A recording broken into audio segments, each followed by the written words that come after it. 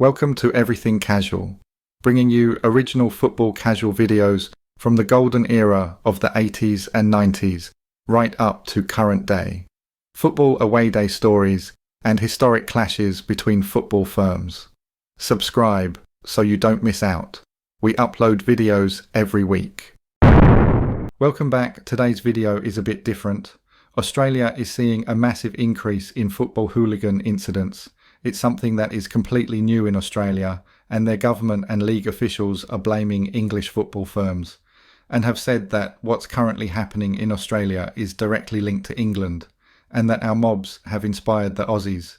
Although they are way behind us and are the new lads on the block, I still wanted to take a closer look because I had no idea that the casual scene was starting to emerge in Australia. So let's jump straight in and take a look at what's been happening. This is an article from Vice.com, and these are the own words from one of the top lads in Australia. He is also a grime rapper, weirdly. But this is what he had to say. Here in Australia, our casual scene is heavily inspired by that of the UK's, but with one key difference. While the Brits have adopted a far-right stance under the banner Casuals United, the community here remains culturally inclusive, reserving their hatred and violence for the out-of-state crews. But this hasn't exactly placated the police, who in the year 2014 began cracking down with a task force to target crews and arrest ringleaders. Naturally, the scene has suffered a lot since the police and A-League began disrupting the decadent spectacle of the grandstands. So we sat down with Hosper, a member of the infamous Nomadi crew and a well-respected Australian grime artist, to talk about the golden past. I was always into football, man. My cousins were sick players. Back then I watched the NSL, which was the National League in Australia, and I went for Preston Macedonia. I wasn't allowed to go to games because there was always trouble, so my dad wouldn't let me. Years later, I was in a fucked up place in my life. I got back in contact with a close friend who told me he was into the A-League and involved with the North Terrace. I was in a bad way, and he said I should start getting involved.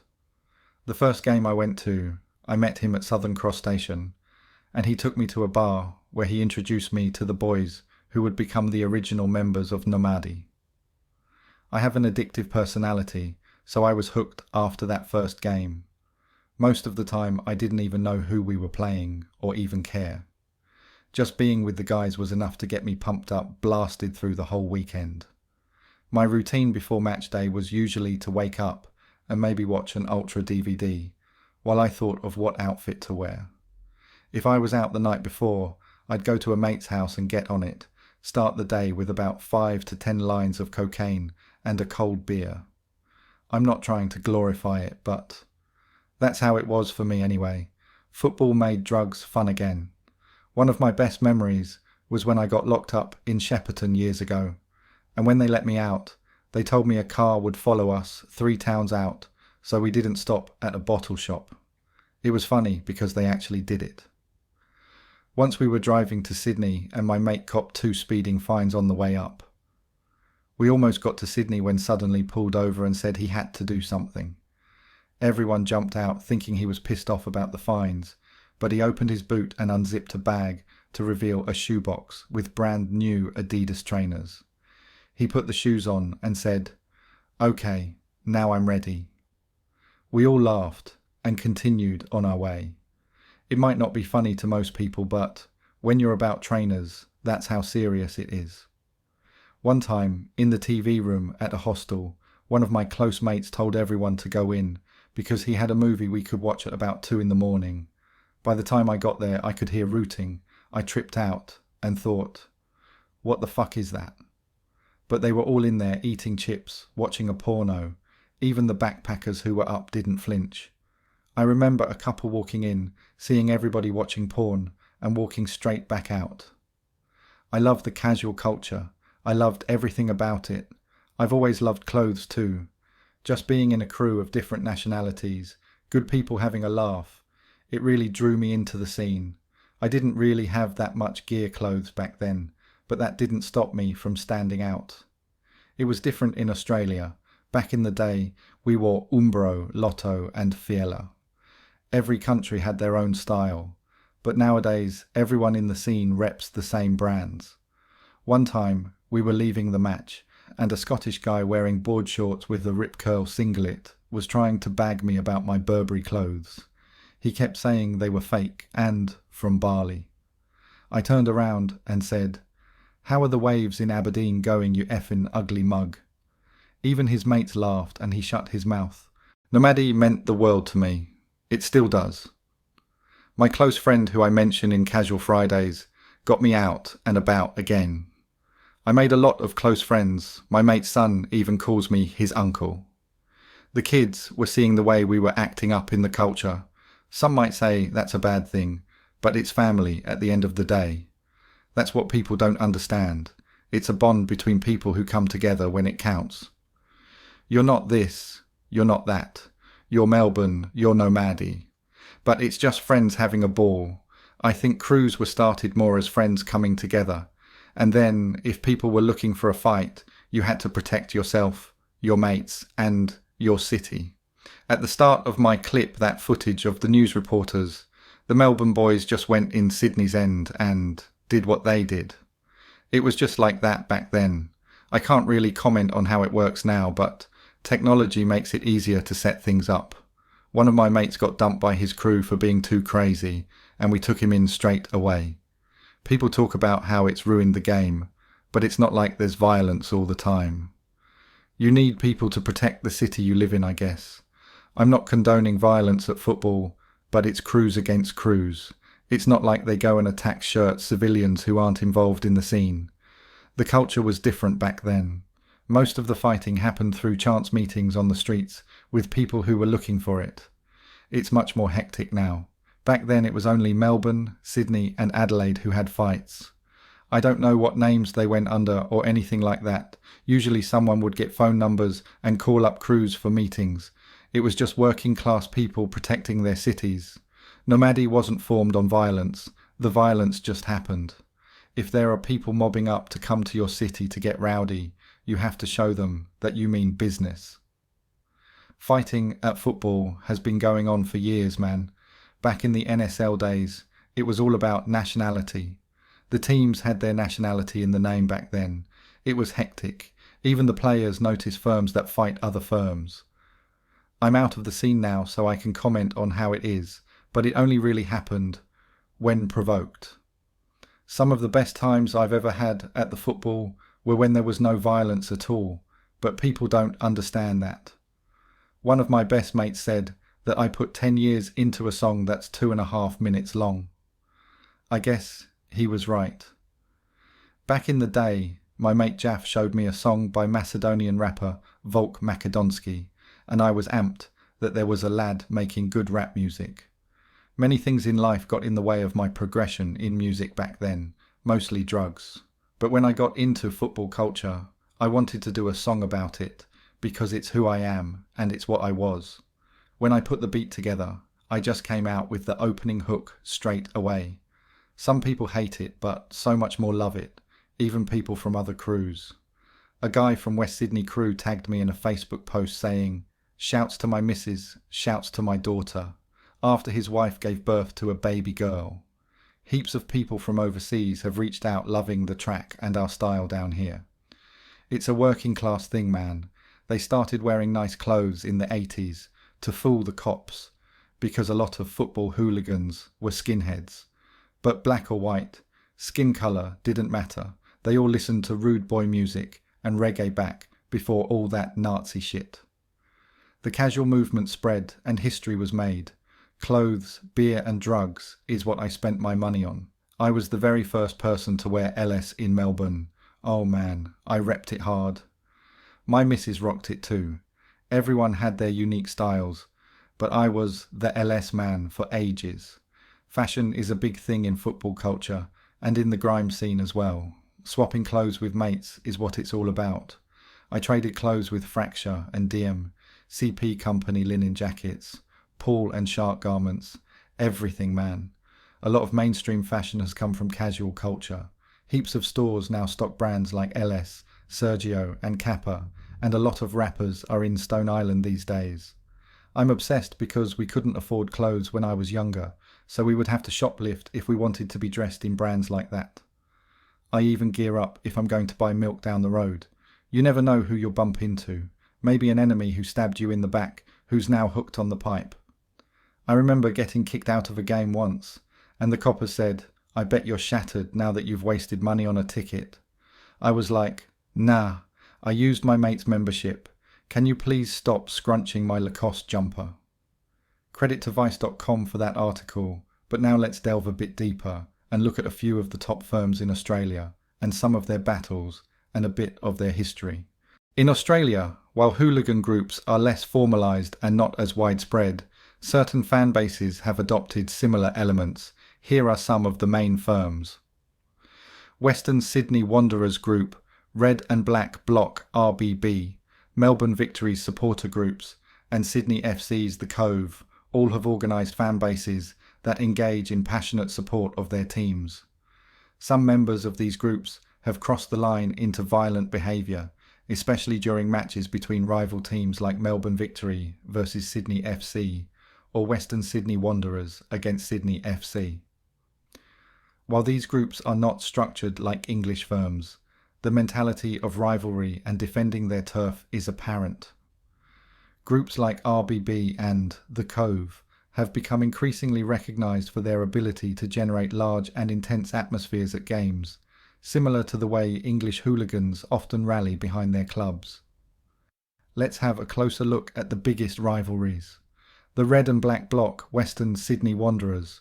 While specific names of hooligans are not always publicly released, there have been prominent incidents involving members of the Red and Black Block RBB, which is the main supporter group for the Western Sydney Wanderers.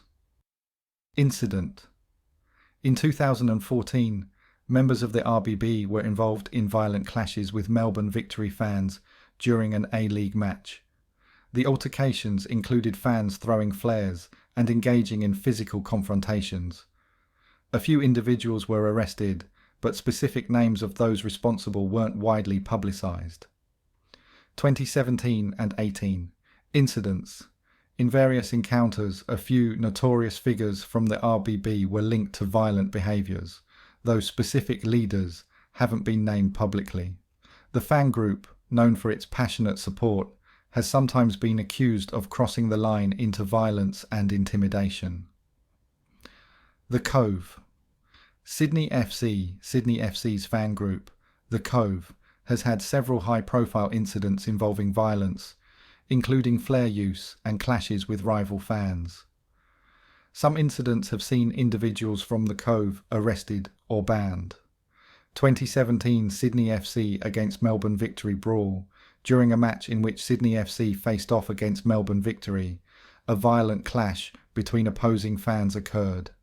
While many of the involved individuals were masked or unidentified, police arrested several from The Cove for their involvement in throwing flares and engaging in brawls. However, individual names were not widely released in the media. Melbourne Victory and Melbourne City, FC rivalry, 2022, Melbourne Derby, the Glover incident. This incident led to the abandonment of the game and was a significant moment in Australian soccer hooliganism. The attackers, who targeted Melbourne City goalkeeper Tom Glover with a metal bucket and threw flares at him, were from a small group of Melbourne Victory supporters. The publicised individuals involved were not identified immediately, but they were charged, and their details were later discussed in the media. Notably, one of the attackers, Matthew Glover, the goalkeeper's brother, was a victim of the incident, which drew significant media attention. Yes, some Australian soccer hooligan groups are indeed influenced by English football hooligan culture, particularly in terms of fashion, violent behaviour and fan mentality. However, the extent to which Australian groups mirror the organisation and scale of English firms is still far less significant. The culture of rivalry, aggression and a firm mentality has certainly been imported to an extent, but it's more of a subculture within Australian soccer rather than a fully entrenched aspect of the game. let's just take a closer look at the incident involving Melbourne City goalkeeper Thomas Glover, because it's the most serious one in recent history over there. And I can't help but wonder what the punishment would be if it happened in the UK. This is an actual report of the incident. Melbourne City goalkeeper Thomas Glover was left with blood streaming down his face after he was allegedly struck with a metal bucket during a pitch invasion by fans on Saturday. In a few chaotic moments, the warm glow cast by Australia's heroic World Cup campaign, in which the Socceroos reached the last 16, had faded. It was just sickening. I was appalled, Francis Awaritefo, the chair of Professional Footballers Australia, told the BBC. My heart sank because, after the highs of the World Cup where the Australian team performed so well and brought the country together, it was just really sad. What had started as a protest by fans against a decision to undo tradition and relocate to Sydney, the grand finals of the national men's and women's competitions, descended into an uncontrolled melee at Army Park as Melbourne Victory took on rivals Melbourne City. The match was abandoned and the inquest quickly began. What we all witnessed on Saturday night can only be described as horrific and conduct that is not consistent with the values of Australian football nor the expectations of our community, said James Johnson, the head of Football Australia, the governing body. Both sets of fans had been hurling flares onto the pitch. The situation appeared to escalate when City keeper Glover picked a flare off the turf and threw it back into the stand where Victory's most fervent supporters had gathered. It appeared to ignite the frenzy. Dozens of people poured onto the ground in a wave of disorder that has rarely, if ever, been seen at a football match in Australia. 2 security guards and a TV camera operator were also injured, and referee Alex King was also struck by a bucket. Arrests have already been made, and more could follow. Not only does it bring back memories for those that followed the old National Soccer League and its tribalism, which triggered bouts of bad behaviour, it is behaviour we thought we'd gone past. But it seems to be rearing its ugly head again, Mr. Cox said. It's not going to encourage families to go along, which is what the A-League is desperate for. Now in Australia there is a large amount of Croatians that found home there, and this has gone on for many generations. In Croatia, the football hooligan scene is big, and they are highly rated all throughout Europe, by the way. But the football hooliganism seems to have been exported to Australia also, and football mob, heavily influenced by Croatians, seems to be emerging, and they are become more and more naughty. This is a recent article talking about an incident that made the news over there. Victorian police are investigating a shocking image of a group of football fans who were pictured allegedly performing a Nazi salute at a venue in Geelong last weekend. A group of 10 individuals were seen in the photograph, which was published on the Suburban Ultras Australia Facebook group, which is understood to have been taken prior to a game on Saturday. The picture, which is understood to have been taken at the Croatian club on Separation Street in Geelong, appeared to show multiple members of the group performing the salute. The faces of the individuals had been covered digitally by an image of a person wearing a black mask and a hat, which featured the Croatian flag. The image was captioned, "North Geelong Warriors fans, pre-game away to Geelong on Saturday night." The image has been condemned by many around the football community, including the North Geelong Warriors, who quickly issued a statement in response to the image. North Geelong Warriors FC strongly condemns any behaviour that is disruptive, offensive, antagonistic, or goes against the spirit of the game, it read. The club has no direct affiliation with individuals or groups who engage in such conduct, and we do not support any narratives that promote behaviour contrary to our values.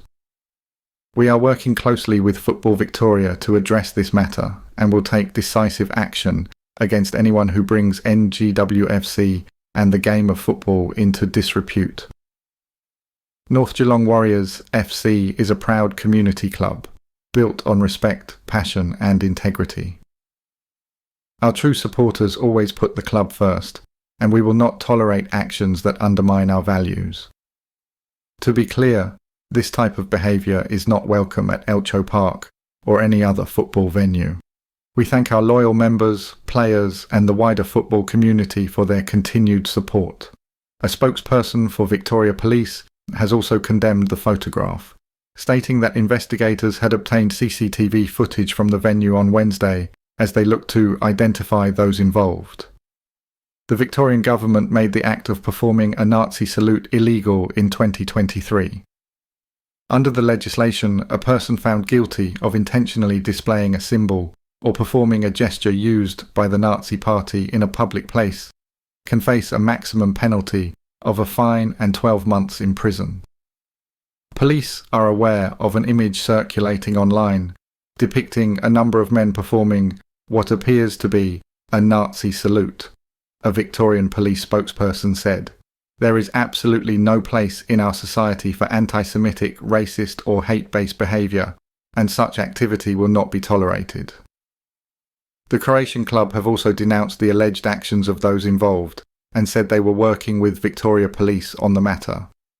A spokesperson said in a statement that the Croatian club did not condone or support this type of behaviour. Thank you for watching. If you enjoyed it, give us a like and subscribe if you haven't already for more content like this. See you next time. Thank you for taking the time to watch this video. If you subscribe, you will be notified when we release a new video. It could be your firm we make a video about next, so don't miss out and hit the subscribe button. You can find me on Facebook or email me if you have a good story to tell. See you next time.